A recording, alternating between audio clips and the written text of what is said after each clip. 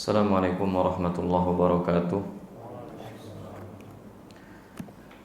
Innal hamdalillah nahmaduhu wa nasta'inuhu wa nastaghfiruh wa nastahdi wa natubu ilaihi wa na'udzu billahi min syururi anfusina wa sayyiati a'malina. Man yahdihillahu fala mudilla lahu wa man yudlil fala hadiyalah. Asyhadu an la ilaha illallah wahdahu la syarika lah wa asyhadu anna Muhammadan abduhu wa rasuluhu la nabiyya wa la rasula ba'dah. Allahumma 'allimna ma yanfa'una wanfa'na bima 'allamtana wa zidna ilman ya rabbal alamin. Amma ba'd, para jamaah sekalian, ikhwani fid din wa akhwati fillah rahimani wa rahimakumullah.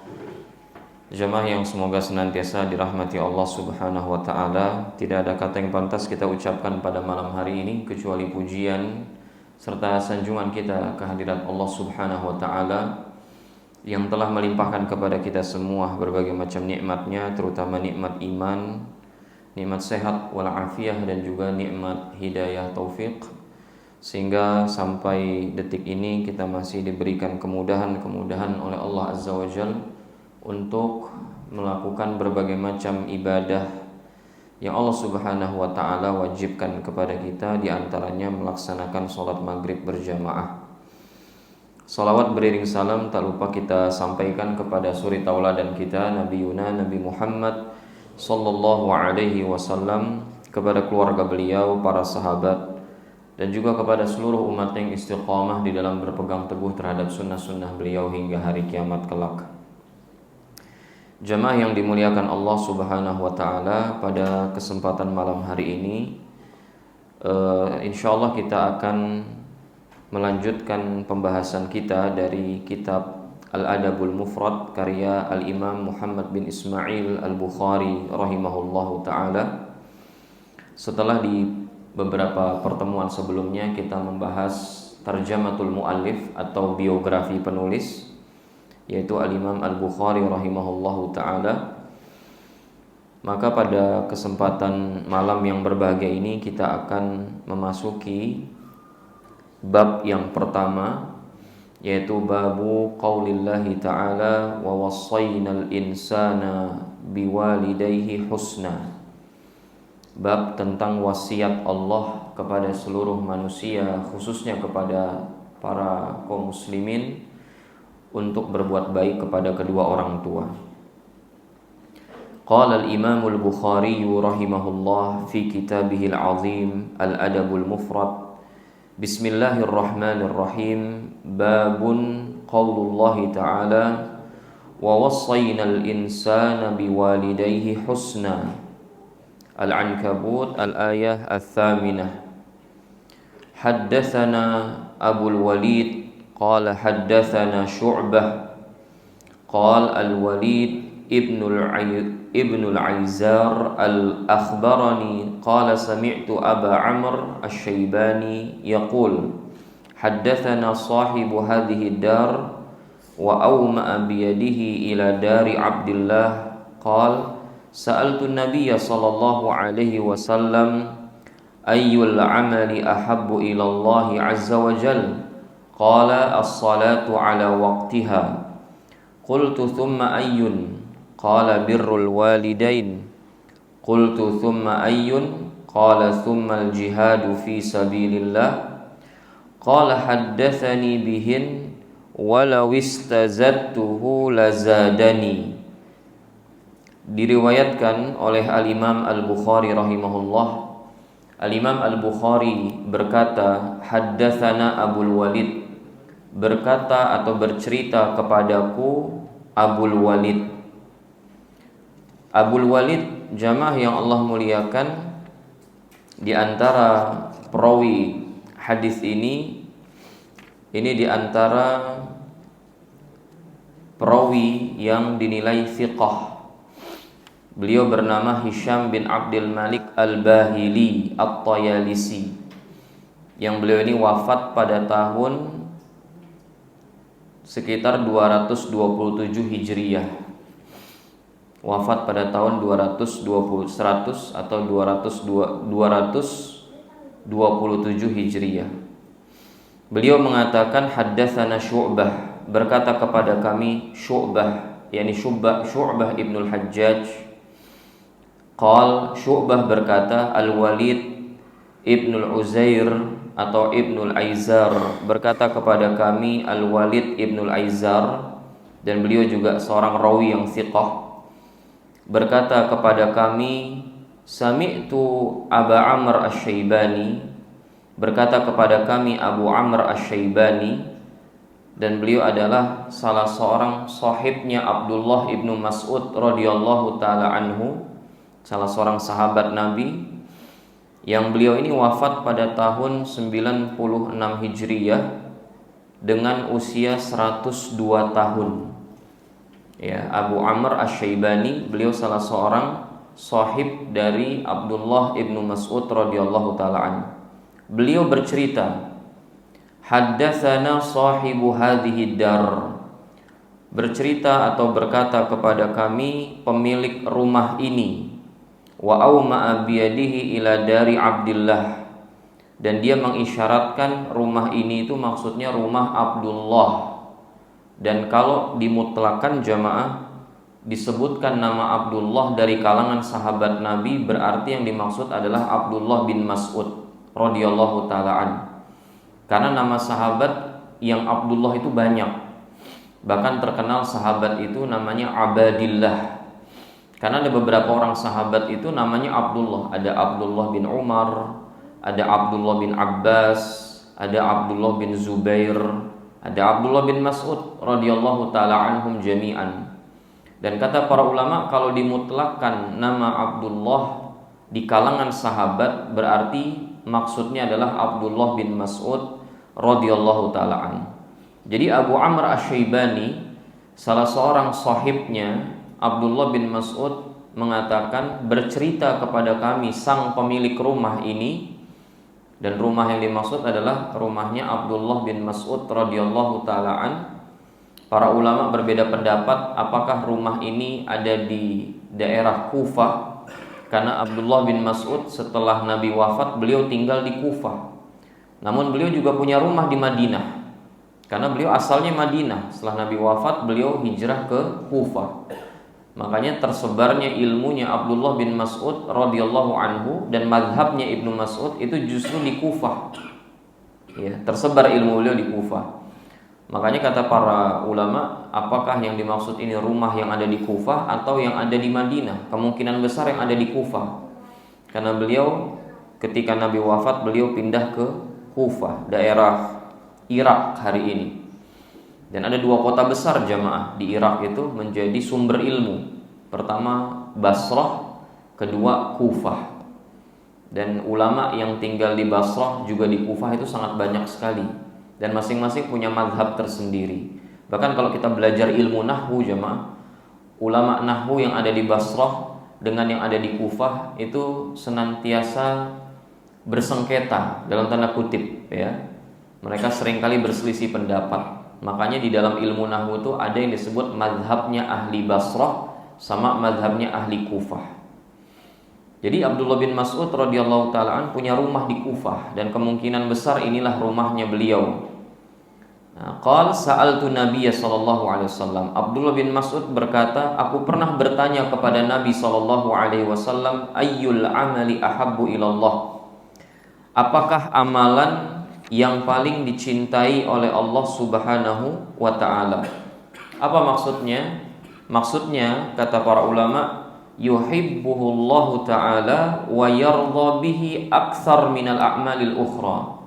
Keridhaan Allah dan kecintaan Allah pada amal tersebut lebih dari keridhaan dan kecintaan Allah pada amal-amal yang lainnya. Jadi ada amalan tertentu jemaah yang keridhaan Allah dan juga cintanya Allah itu lebih besar kepada amalan-amalan tersebut dibandingkan amalan-amalan yang lainnya. Maka kata Nabi SAW, amal yang paling dicintai Allah itu adalah as-salatu ala waqtiha, salat di waktunya. Secara zahir dari hadis ini jemaah, amalan paling utama itu adalah salat di waktunya. Contoh, sholat zuhur itu mulainya kapan jemaah? Antum mulai sholat zuhur kapan?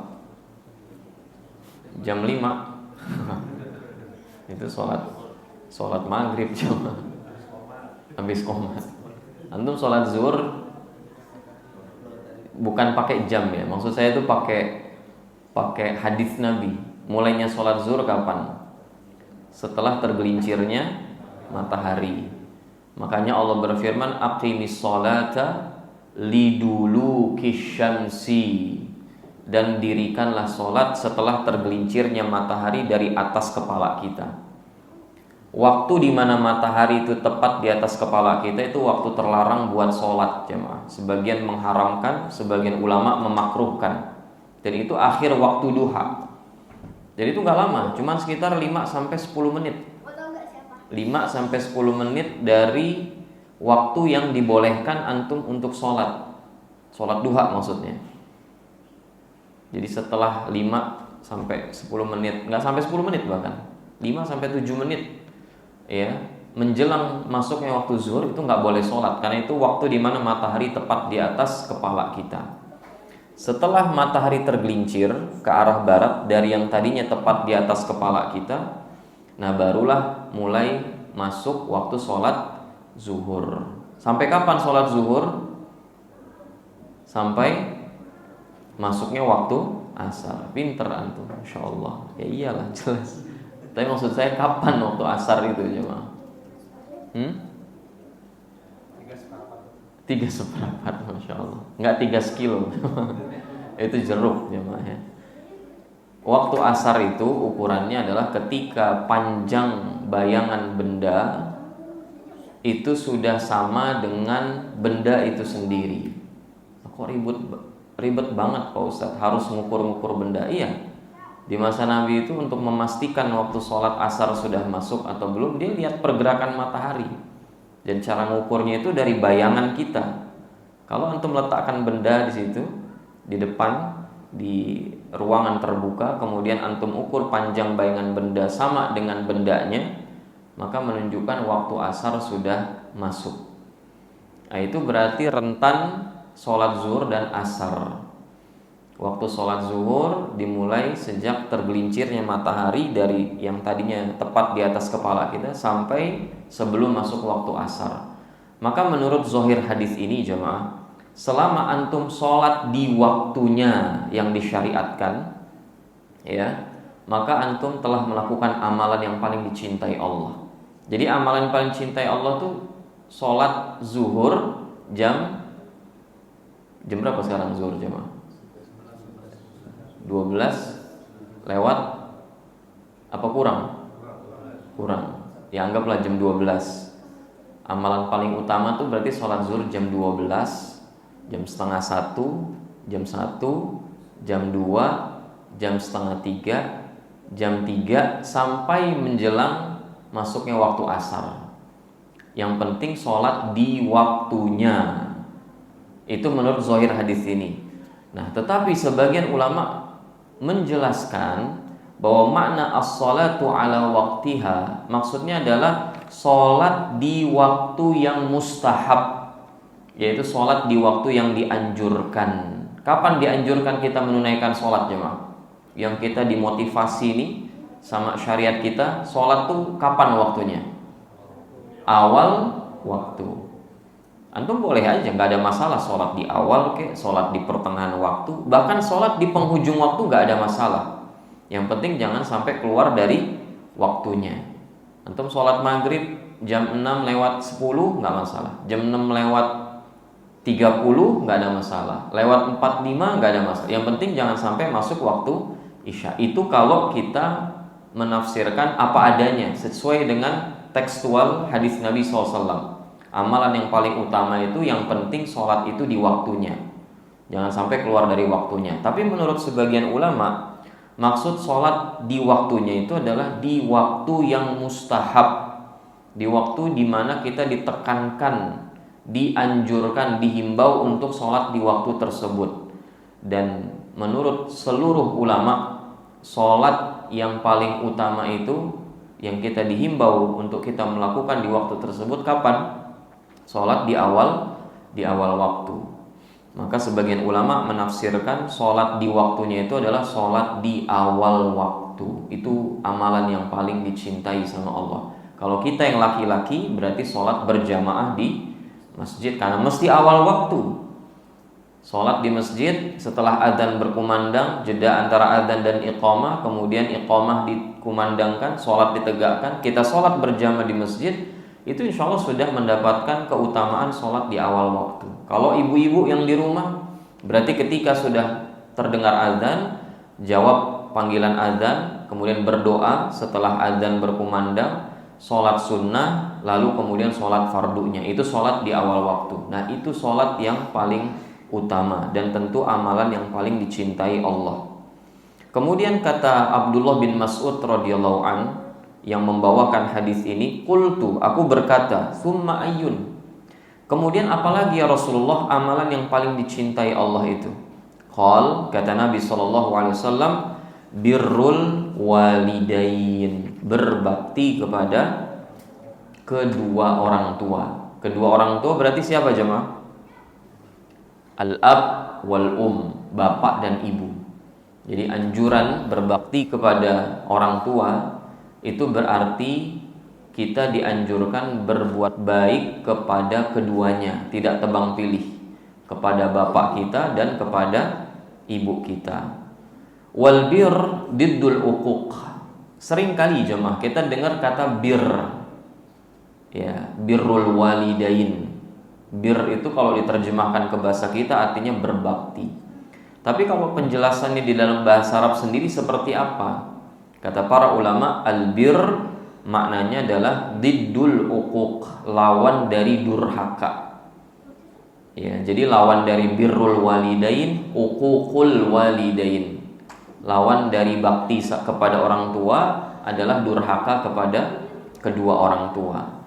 Wal uquq, dan durhaka kepada orang tua itu al-isaatu ilal walidain, berbuat buruk kepada orang tua, wa idha'atu huquqihima, dan menelantarkan hak keduanya.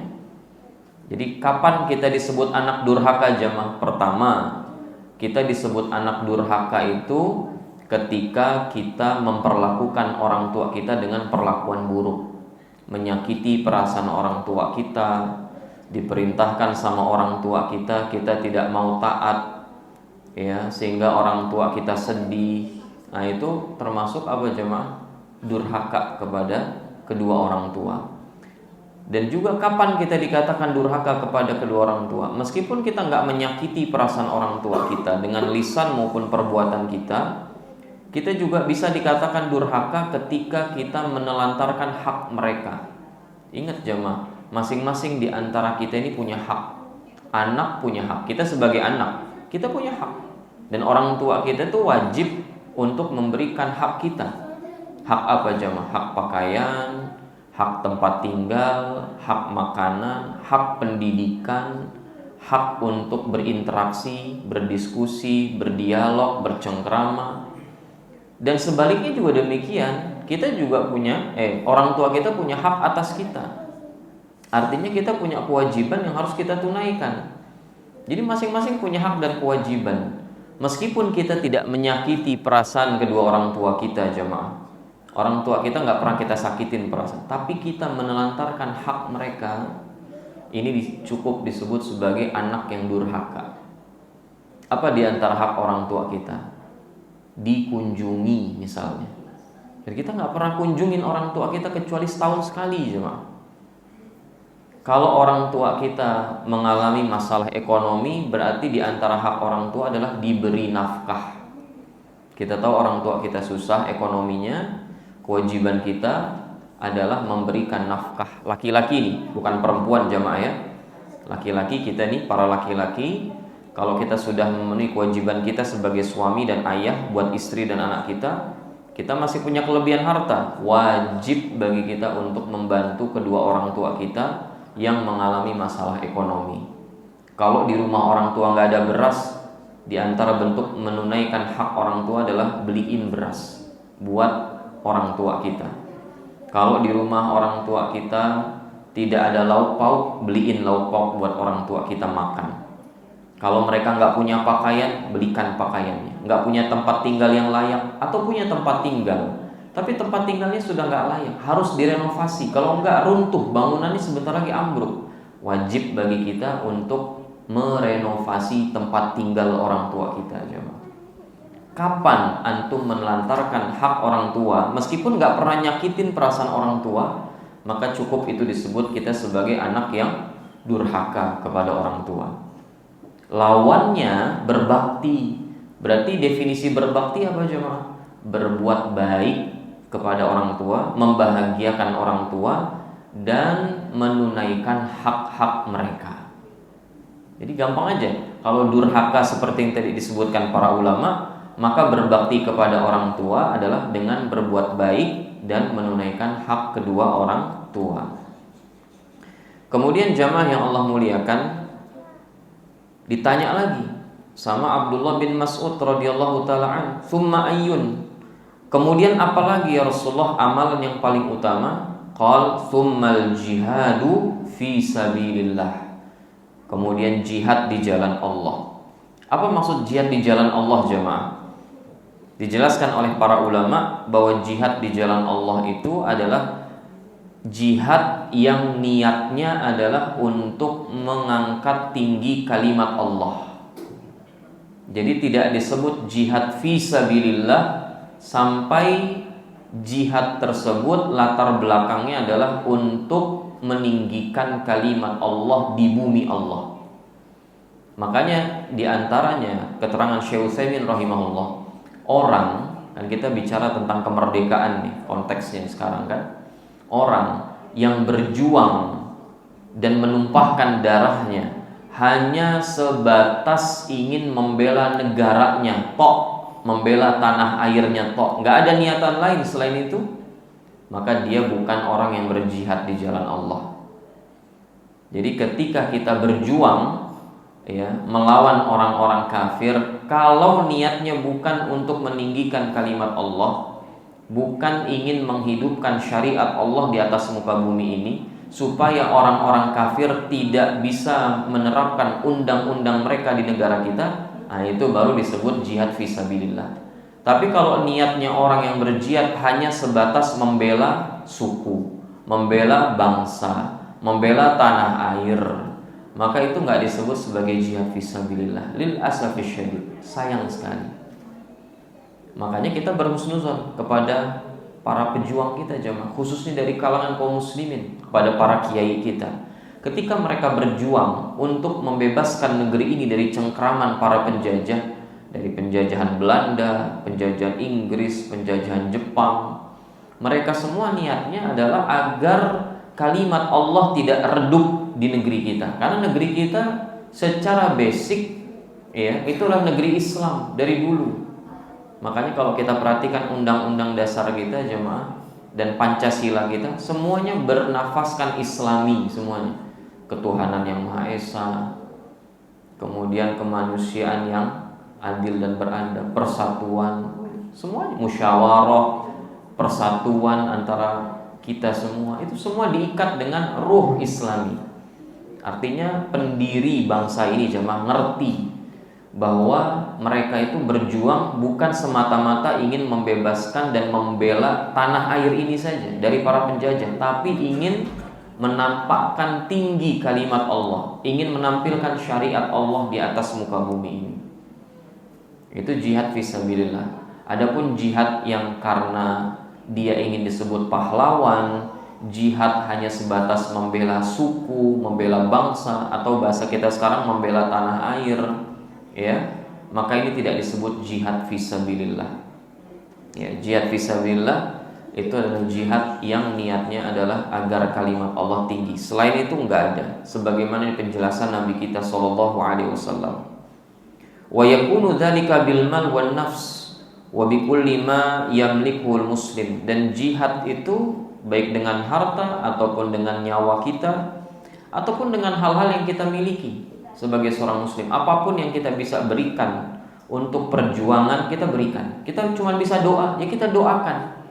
Misalnya para wanita itu kan nggak ada kewajiban berjihad, ya, kecuali jihadnya jihad difa. Karena jihad itu ada dua, jemaah. Ada jihad difa, jihad pertahanan ketika kita diserang sama musuh. Ada jihad yang sifatnya invasi ke negeri-negeri kafir. Nah, ini dua jihad ini hukumnya berbeda, masing-masing punya hukum. Jihad invasi hukumnya fardu kifayah, jihad difa hukumnya fardu ain. Jadi kalau antum baca keterangan para ulama, jihad itu harus ada izin dari orang tua, harus ada persetujuan dari penguasa bersama imam dan seterusnya. Itu jihad invasi, yang kita pergi ke negeri kafir untuk memerangi mereka, kafir harbi. Adapun jihad difa, sebagaimana dilakukan oleh para pejuang kita, para pendiri bangsa ini, mereka nggak butuh izin siapa-siapa, nggak butuh izin penguasa, karena mereka harus membela darah mereka, keluarga mereka, dan kehormatan mereka. Jadi nggak ada ceritanya harus izin penguasa dulu, izin imam, nggak. Jihad difa itu wajib fardu ain, baik yang ahli jihad ataupun yang bukan ahli jihad. Kapan negeri kita diserang musuh, jamaah? Ya, afanallahu wa iyyakum. Semoga Allah lindungi negeri kita dan Allah senantiasa berikan keamanan di negeri kita ini. Tapi kapan diserang? Wajib bagi kita semua, fardu ain, baik yang kecil maupun yang dewasa, baik laki-laki maupun perempuan, wajib mempertahankan diri, harta, dan kehormatannya sebagai seorang muslim. Jadi itu tiga amalan yang paling dicintai Allah, jemaah. Kemudian kata Ibnu Mas'ud, haddatsani bihin, Nabi menjelaskan kepadaku tiga hal tersebut. Walau istazattuhu lazadani. Kalau aku minta tambahan, maksudnya kalau Ibnu Mas'ud nanya terus sama Nabi, summa ayyun, apalagi ya Rasulullah setelah itu, apalagi setelah itu, apalagi setelah itu. Itu kata Ibnu Mas'ud, pasti Nabi jawab.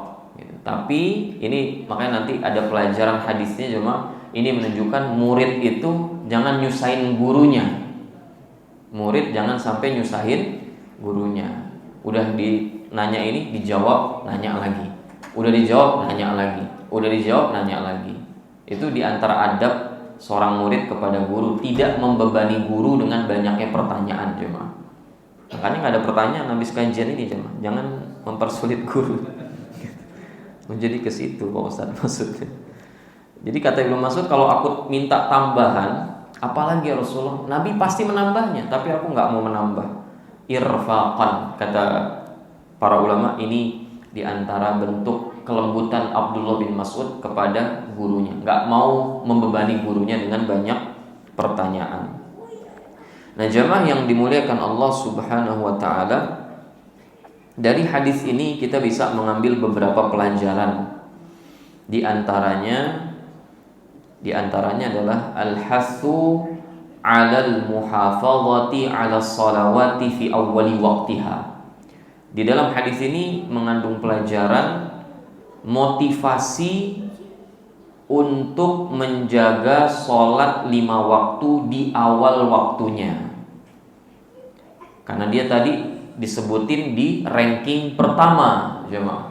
Nabi ketika ditanya amalan apa yang paling dicintai Allah, dan kalau ditanya amalan yang paling dicintai Allah itu, jemaah, berarti yang pahalanya paling besar. Jadi kalau ditanya mana amalan yang paling besar pahalanya setelah bertauhid, tentunya sholat di awal waktu. Makanya tuh jangan jadikan sholat di masjid ini, jemaah, laki-laki ini khususnya, sebagai rutinitas saja. Enggak. Ini tuh luar biasa, jemaah, pahalanya. Antum kalau ngerasainnya cuma rutinitas, lama-lama antum jenuh.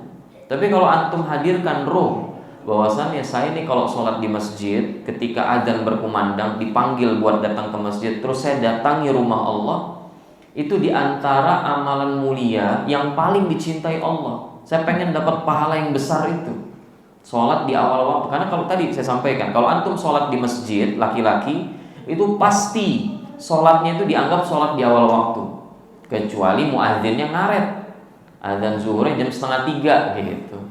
Tapi kan ya nggak mungkin juga, ini hal-hal yang mustahil, kecuali kesiangan. Pernah terjadi di zaman Nabi, jemaah. Ketika pulang dari peperangan tuh Bilal disuruh jaga, tolong Bilal, nanti kalau subuh bangunin kita nih, kumandangkan azan. Dan di dalam riwayat disebutkan tidaklah mereka semua bangun kecuali matahari sudah menyinari wajah mereka. Jadi bangun itu gara-gara kena sinar matahari, saking matahari udah tinggi. Kesiangan bareng-bareng jamaah Nabi dan para sahabatnya. Tapi habis jihad, bukan habis main game online malam-malamnya, bukan habis nobar gitu loh. Jadi kalau ditanya, Pak Ustadz kalau kesiangan sholat gimana? Ya hal yang wajar sebenarnya. Siapa di antara kita jamaah yang nggak pernah kesiangan sholat subuh ya? Hampir rata kita pernah kok. Yang berbicara juga pernah, kesiangan sholat subuh pernah jamaah. Di saat kondisinya sedang pulang dari mana gitu, capek, lelah, pulangnya tengah malam begitu kan. Itu kadang-kadang terjadi di sebagian orang. Tapi sesekali kalau sholat subuhnya kesiangan mulu, itu namanya habit jemaah, kebiasaan. Emang nggak di sholat subuh mesti bareng sama sholat duha, di jamaah sama sholat duha. Ini nggak benar jemaah. Namanya kesiangan itu sesekali dan itu wajar, lumrah gitu. Tapi usahakan kalau kita sholat, kalau laki-laki usahakan di masjid, sholat tepat waktu jemaah, dan sholat di awal waktu itu penting. Kalau mau lebih ekstrim lagi jemaah, itu bukan cuma ngincer sholat berjamaah. Tadi kita sampaikan, antum kalau sholat berjamaah di masjid laki-laki, itu otomatis antum dianggap sholat di awal waktu. Itu udah kemuliaan. Tapi ada yang lebih mulia lagi jamaah, yaitu ngejar takbiratul ihramnya imam. Oh itu lebih cakep lagi jamaah. Allah, itu lebih bagus lagi. Karena ada hadis juga dari Nabi SAW yang menjelaskan bahwa seseorang yang menjaga sholat berjamaah untuk mendapatkan takbiratul ihramnya imam 40 hari, 40 hari, nggak lama, sebulan lebih, 10 hari, antum dijaga dari kemunafikan, usima minan nifaq. Dan saya lupa ada perkataan seorang ulama, kalau tidak salah Imam Ahmad bin Hanbal rahimahullah, tapi nanti saya cek kembali, tentang celaan bagi orang-orang yang sengaja menunda-nunda ke masjid dan tidak tertarik dengan takbiratul ihramnya imam. Itu dibilang orang yang jelek, rajulun su, orang yang buruk. Padahal masih berjamaah tuh jemaah. Dia masih datang ke masjid, tapi terkesan menunda-nunda. Ntar aja lah, baru juga qomat. Paling baru baca Al-Fatihah imamnya. Taunya imamnya cuma baca Al-Fatihah, habis itu langsung ruku gitu. Coba bayangin.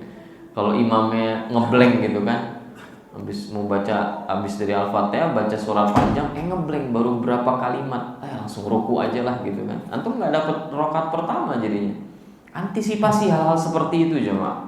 Jangan meremehkan. Waktu azan sudah berangkat langsung ke masjid. Kejar amalan yang paling dicintai Allah Subhanahu wa ta'ala. Wa afdal huquqillah al-wajibah ba'da tauhidis shalah. Dan hak Allah yang paling besar, yang paling agung setelah diesakan dalam beribadah, setelah hak tauhid, itu adalah as-salatu fi awwali waqtiha, salat di awal waktu. Makanya kata para ulama, dosa paling besar setelah syirik itu meninggalkan salat. Karena amalan yang paling utama setelah mentauhidkan Allah adalah salat. Amalan paling utama setelah tauhid adalah sholat. Sehingga amalan atau kemaksiatan yang paling besar dosanya setelah syirik adalah meninggalkan sholat. Bukan durhaka sama orang tua. Karena durhaka sama orang tua Nabi sebutin di tingkatan keberapa jemaah? Tingkatan kedua. Setelah jawab sholat di awal waktu atau sholat di waktunya, baru ketika Abdullah bin Mas'ud bertanya, ya Rasulullah, setelah itu apa amalan yang paling dicintai Allah? Kata Nabi, birrul walidain, berbakti kepada kedua orang tua. Makanya di antara fadilah dari hadis ini adalah fadlu ta'zimil walidain. Di dalam hadis ini terkandung makna keutamaan mengagungkan hak kedua orang tua. Wa a'zamu huquqil ibad haqqul walidain. Dan hak hamba yang paling besar adalah hak kedua orang tua. Jadi kan tadi saya bilang jemaah, anak punya hak, istri punya hak, suami punya hak, ya, guru kita punya hak, murid punya hak. Pokoknya kita ini punya masing-masing hak dan kewajiban ketika kita berinteraksi satu dengan yang lain. Yang paling besar haknya itu adalah hak kedua orang tua kita. Sehingga maksudnya apa jemaah? Kalau hak orang lain dia berbenturan dengan hak kedua orang tua kita, yang didahulukan adalah hak kedua orang tua kita. Kecuali istri. Kecuali istri, perempuan yang sudah menjadi istri, hak yang paling prioritas dia tunaikan haknya siapa? Hak suami. Dia udah pindah ya, bukan lagi kepada kedua orang tua tapi kepada suami. Tapi laki-laki hak yang paling ditekankan untuk ditunaikan dan hak yang paling agung adalah hak kedua orang tuanya. Ini yang perlu kita ketahui jemaah. Kemudian yang ketiga di antara faedah dari hadis ini adalah bayanu annal jihad fi sabilillah wa afdal anwa'i tadhiyah. Hadis ini menunjukkan bahwasannya jihad di jalan Allah termasuk bentuk pengorbanan yang paling utama. Jadi kalau ditanya berkorban apa yang paling utama sebagai orang yang mengaku cinta kepada Allah, kalau kita ditanya jemaah, Pak, Bapak cinta gak sama Allah? Jawabannya apa? Cinta, pasti. Ada gak yang berani jawab? Enggak Pak Ustaz, biasa aja saya mah. Enggak mungkin. Ketika ditanya, Pak, Bapak cinta gak sama Allah? Cinta. Buktinya apa? Apa yang sudah Bapak korbankan? Karena bicara cinta, bicara pengorbanan. Apa yang sudah Bapak korbanin? Sementara kalau kita bicara para nabi dan rasul, Nabi Ibrahim sudah mengorbankan putranya sendiri. Meskipun gak disembelih beneran, tapi sudah niat menjalankan perintah Allah, berkurban anak jemaah. Oh, kalau saya Pak Ustaz, alhamdulillah sudah tiap tahun berkurban kambing. Bahkan sekarang udah mulai sapi. Itu bagus jemaah. Tapi yang paling utama bentuk pengorbanan kita sebagai hamba kepada Allah adalah berjihad di jalan Allah. Kalau jihad dengan fisik kita nggak bisa, karena keterbatasan kita sebagai warga negara Indonesia yang nggak mungkin kita ikut-ikutan urusan negara orang tanpa izin dari penguasa kita, maka berjihad dengan harta kita.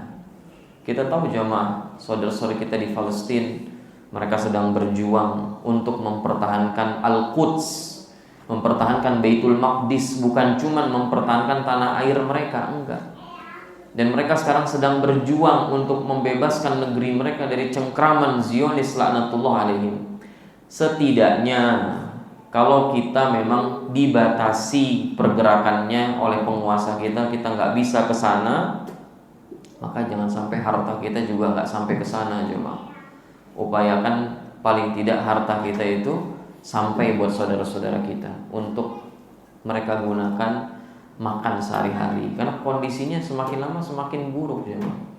Jadi kalau kita nggak bisa berjihad dengan diri, dengan jiwa, maka harta kita harus kita korbankan di jalan Allah. Dan bicara jihad tidak mesti peperangan. Ya, menuntut ilmu kata Nabi juga jihad. Orang yang keluar dari rumahnya untuk menuntut ilmu, fahuwa fi sabilillah, maka dia sedang berjihad di jalan Allah hatta yarji', sampai dia balik lagi ke rumahnya. Maka di antara bentuk jihad antum dengan harta, antum mesti support para penuntut ilmu, para penghafal Quran. Berikan mereka mushaf, apa yang mereka butuhkan berikan, support mereka. Itu di antara bentuk kita berpartisipasi di dalam berjihad fisabilillah, dan itu bentuk pengorbanan terbaik kata para ulama. Kemudian beliau juga mengatakan, hadza tartib al-madhkur fil hadis yadullu ala anna al-a'mal bir yafdulu ba'daha ba'dha. Dari penjabaran Nabi tadi jemaah, Nabi sebutin satu persatu secara berurutan, tertib, ada urutannya. Ini menunjukkan bahwa amal kebajikan itu dia tidak selevel. Artinya ada yang utama, ada yang paling utama. Ada yang dicintai Allah, ada yang paling dicintai Allah. Ada yang pahalanya besar, ada yang pahalanya lebih besar, seperti itu. Dan orang mukmin itu harus cerdas jemaah.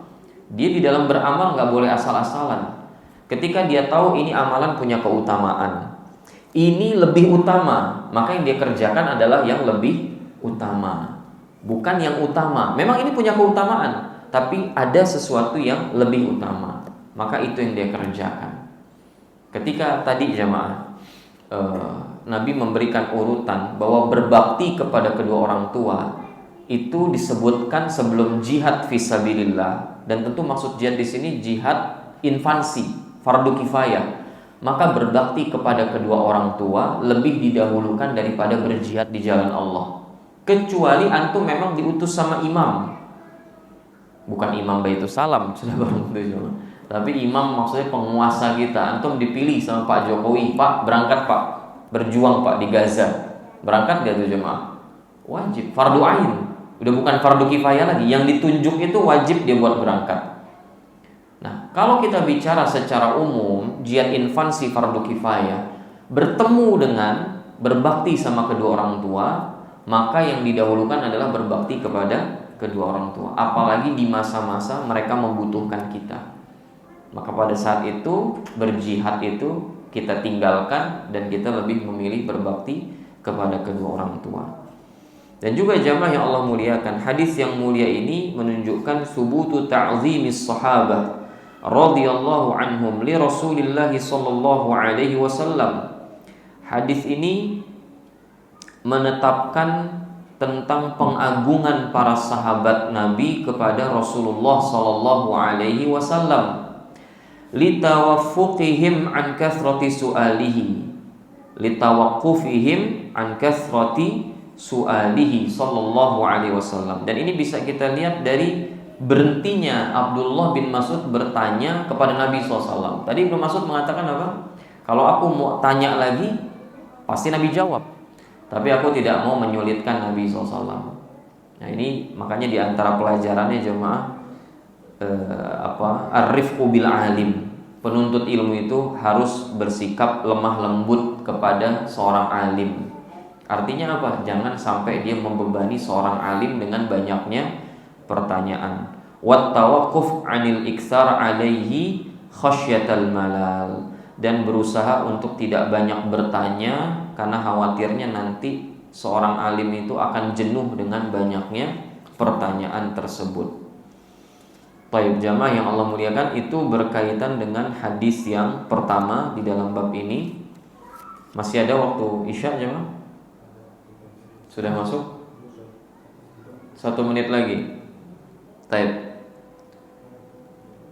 Sudah masuk? Dan kita azan dulu jamaah.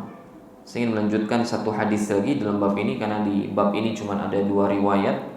Saya ingin selesaikan pada pertemuan kali ini. Wassallallahu ala nabiyina Muhammadin wa ala alihi wa sahbihi wa sallama tasliman katsira. Bismillah, alhamdulillah, salatu wassalamu ala Rasulillah wa ala alihi wa sahbihi man walah wa ba'd. Baik, kita lanjutkan kembali jemaah pembacaan kitab Al-Adabul Mufrad karya Al-Imam Al-Bukhari rahimahullah. Hadis yang kedua di dalam bab wasiat untuk berbuat baik kepada kedua orang tua adalah hadis yang diriwayatkan oleh Al-Bukhari dari Adam. Dan Adam di sini adalah Adam bin Abi Iyas, dan beliau adalah seorang yang thiqah. Tuwfiya sanah 220 Hijriyah. Ya, beliau wafat pada tahun 220 Hijriyah. Qala haddatsana Syu'bah. Adam mengatakan bercerita kepada kami Syu'bah, itu Syu'bah Ibnu Al-Hajjaj. Haddatsana Ya'la Ibnu Atha. Bercerita kepada kami Ya'la Ibn Atha, dan beliau juga seorang yang thiqah, wafat pada tahun 120 Hijriyah. Ya'la bin Atha meriwayatkan dari bapaknya, yaitu Atha Al-Amiri, dari Abdullah ibnu Umar, sahabat Nabi yang mulia radhiyallahu ta'ala anhuma. Qal, Ibnu Umar berkata, ridhar Rabb fi ridhal walidain wa sakhatur Rabb fi sakhatil walid. Saya ulangi, ridhar Rabb fi ridhal walid wa sakhatur Rabb fi sakhatil walid. Nabi SAW mengatakan, ya, jadi riwayat ini jemaah diriwayatkan secara marfu dan secara mauquf. Marfu artinya sanadnya itu sampai kepada Nabi SAW.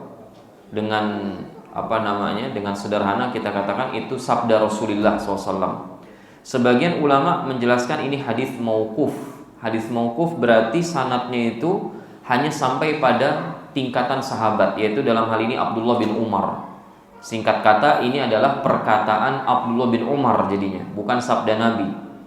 Ridha Rabb fi ridhal walid. Keridhaan Rabb, keridhaan Allah terletak pada keridhaan ayah. Wa sakhatur Rabb, dan kemurkaan Rabb fi sakhatil walid, itu ada pada kemurkaannya ayah. Kata al-walid itu maknanya ayah, bisa juga dimaknai orang tua. Tapi karena ini al-walid lebih dekat kepada ayah. Karena kalau perempuan al-walidah, nanti ada babnya sendiri jemaah. Setelah bab ini nanti kita akan bahas tentang bab birrul walidah, bab berbakti kepada seorang ibu. Nah, maka hadis ini dinilai hasan bimajmu'i turuqihi. Hadis ini dinilai derajatnya hasan jika dikumpulkan seluruh jalur periwayatannya, saling menguatkan satu dengan yang lain. Jamaah yang Allah muliakan, perkataan Ibnu Umar, ridha Rabb fi ridha al-walid wa sakhatur Rabb fi sakhatil walid. Keridhaan Allah itu terletak pada ridhonya orang tua atau ayah, dan kemurkaan Allah itu terletak pada kemurkaan orang tua atau seorang ayah. Ini tentunya malam yakun fi ma'siyatillahi ta'ala, bukan dalam rangka bermaksiat kepada Allah. Jadi keridhaan orang tua dan kemurkaan orang tua itu dikaitkan dengan tidak dalam rangka bermaksiat kepada Allah. Jadi maksudnya apa? Kalau orang tua kita seneng tapi itu dalam rangka bermaksiat kepada Allah, itu Allah tetap murka, jemaah. Sebagaimana kalau orang tua kita murka tapi dalam rangka kita melakukan ketaatan pada Allah, tetap yang jadi acuan adalah keridhaan Allah, bukan kemarahannya orang tua kita. Karena bisa saja jemaah, ada seorang anak, ya, itu orang tuanya senang kalau dia bekerja di perusahaan yang bekerja dalam hal yang haram misalnya. Ya, orang tuanya senang kalau anaknya menjadi direktur utama di pabrik miras. Senang orang tuanya, ridho orang tuanya. Tapi itu mengundang kemurkaan Allah, maka nggak masuk dalam hadis ini. Jadi yang jadi ukuran tetap apakah keridhaan orang tua tersebut atau kemurkaan orang tersebut dalam rangka kemaksiatan kepada Allah atau tidak. Karena Nabi juga mengatakan la ta'ata li makhluq fi ma'siyatil khaliq. Tidak ada ketaatan pada makhluk dalam rangka kemaksiatan kepada al-khaliq, Allah Subhanahu wa taala. Jadi dilihat dulu nih, orang tua tuh senangnya dengan perbuatan kita itu dalam konteks kemaksiatan pada Allah atau tidak. Kalau tidak, maka insya Allah ini adalah amalan yang paling utama. Apa itu? Cari keridhaan orang tua. Makanya cari keridhaan orang tua itu pada hal-hal yang dibolehkan dalam syariat. Jadi tadi kalau orang tua ridho, orang tua senang kita melakukan kemaksiatan, nggak boleh kita melakukan kemaksiatan pada Allah hanya ingin mencari keridhaan dari orang tua. Orang tua senang jemaah kalau kita bekerja di tempat-tempat muamalah ribawiyah. Misalnya, senang orang tua, udah nak, kamu kesana, bapak ridho insya Allah. Nah itu ridho orang tua nggak dianggap jemaah, karena itu mengundang kemurkaan Allah, itu bentuk maksiat kepada Allah. Begitu juga misalnya, antum datang ke kajian, tapi membuat orang tua murka. Orang tua nggak senang antum datang ke kajian, benci dia. Dan ini nggak bisa jadi ukuran. Antum besok nggak jadi datang ke kajian. Kenapa antum akhi nggak datang lagi ke kajian? Habis orang tua saya nggak suka Pak Ustadz saya datang ke kajian. Oh itu nggak ada urusan, ya. Karena ketidaksukaan orang tua dan kebencian orang tua dalam keadaan seperti ini itu sudah konteksnya bermaksiat kepada Allah Azza wa Jalla. Tetapi dalam hal-hal yang sifatnya mubah, orang tua senang kita melakukan sesuatu yang konteksnya mubah, bukan dalam masalah pelanggaran syariat, maka lakukan apapun jemaah untuk mendatangkan keridhaan orang tua kita. Yang penting orang tua kita puas, yang penting orang tua kita senang. Mau orang lain gak senang gak ada masalah, ya. Tolak ukurnya Allah dan orang tua kita. Allah senang, Allah ridho, dan orang tua kita ridho. Gak usah pikirin manusia yang lain. Karena sebagai hamba jemaah, Nabi itu mengarahkan kita, kalau kita laki-laki, kita nggak bicara perempuan karena perempuan beda.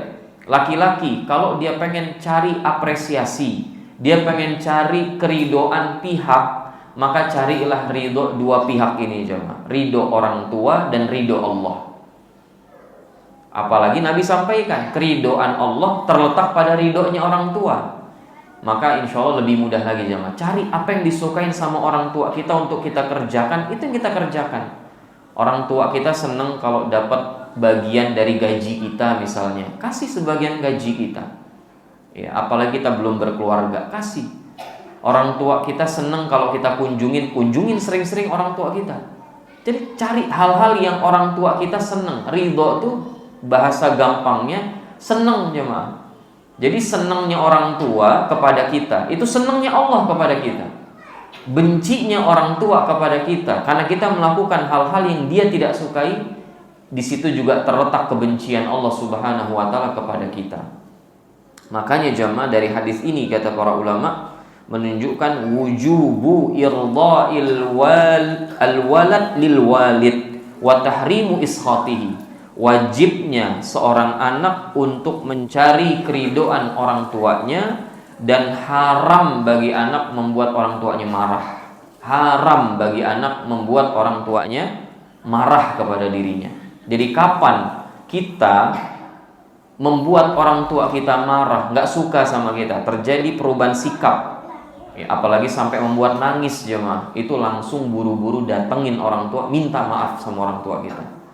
Itu kalau kita nggak segera minta maaf jemaah, dan minta supaya diikhlaskan, direlakan kelakuan kita yang tadi itu bikin orang tua kita sakit hati dan nangis, itu musibah itu nggak lama pasti turun jemaah. Ada beberapa dosa kata Nabi itu nggak nunggu di akhirat, langsung kontan dibayar di dunia. Di antaranya durhaka sama orang tua kita. Dan tadi makna durhaka apa jemaah? Berbuat buruk kepada orang tua, nyakitin orang tua, buat perasaan orang tua kita terluka jemaah. Kalau kita sadar akan hal tersebut, langsung buru-buru temuin orang tua kita, minta maaf, minta dia merelakan perbuatan kita tadi. Karena kalau enggak jemaah, itu musibah itu akan langsung turun menimpa kita jemaah. Karena yang turun tangan langsung Allah. Jangan dipikir, iya orang tua kita lemah, ibu kita lemah, bapak kita sudah tua renta, iya. Tapi bukan berarti dia nggak punya Tuhan jemaah. Hak beliau-beliau ini dijaga sama Allah. Antum jangan pernah menyepelekan hak orang tua. Antum urusan sama orang tua itu urusannya sama Allah. Antum buat hati orang tua terluka, antum cari gara-garanya sama Allah Azza wa Jalla. Jadi jangan sampai buat hati orang tua kita terluka jemaah dengan sikap kita, dengan lisan kita. Kapan kita sadar, buru-buru minta maaf dan perbaiki perbuatan buruk kita dengan perbuatan baik. Abis itu beliin orang tua martabak. Kalau orang tua nggak punya penyakit gula, sudah barang tentu jemaahnya. Atau belikan makanan yang dia sukain gitu. Kasih kebahagiaan sebagaimana kita membuat dia bersedih, membuat dia terluka. Sebagaimana ada orang jemaah datang kepada Nabi pengen jihad. Terus ditanya, orang tuamu masih hidup gak? Ahyun walidak, orang tua masih hidup? Iya ya Rasulullah. Dan saya membuat dia nangis tadi ketika saya keluar mau jihad. Balik ke orang tuamu, buat dia bahagia sebagaimana tadi kau keluar dari rumah buat dia menangis. Penuntut ilmu jemaah itu nggak akan pernah berbuat buruk kepada orang tua. Ini ketika Imam Bukhari mencantumkan bab ini dalam bab adab, dan adab itu basic dalam menuntut ilmu jemaah. Ketika antum durhaka kepada orang tua, antum lukain perasaan orang tua, antum buat orang tua marah, ilmu antum nggak berkah, otomatis langsung. Mau antum duduk di majelis ilmu udah bertahun-tahun, gak ada manfaatnya ilmu antum. Kapan buat orang tua marah, kapan buat orang tua tidak ridho terhadap perbuatan kita, udah itu langsung bikin ilmu kita divonis ilmu yang tidak bermanfaat. Dan kata para ulama, al-ilm illam yanfa'ka dharra. Ilmu itu kalau tidak menjadi ilmu bermanfaat buat kita, dia bakal jadi hal yang membahayakan kehidupan kita. Hati-hati itu. Ilmu yang kita pelajari di majelis ilmu, kalau dia tidak bisa bermanfaat buat kehidupan kita di dunia ini, dia akan membahayakan kita nanti di akhirat. Yang mengatakan bukan saya jemaah, Sufyan Ats-Tsauri rahimahullah, ulama tabi'in. Jadi hati-hati jemaah. Ini masalah yang sangat penting yang harus kita tanamkan di dalam hati kita terkait hak kedua orang tua. Ya, lakukan segala hal yang mubah ya untuk membuat orang tua kita bahagia dan hindarkan hal-hal yang bikin orang tua kita marah. Sekali lagi konteksnya bukan dalam bentuk kemaksiatan pada Allah. Ukurannya sekali lagi keridhaan Allah, bukan keridhaan makhluk. Ini mungkin yang bisa disampaikan. Kurang lebihnya mohon maaf. Aku qouli hadza wa astaghfirullah li wa lakum. Subhanakallahumma wa bihamdika asyhadu an la ilaha illa anta astaghfiruka wa atubu ilaik. Wassalamualaikum warahmatullahi wabarakatuh.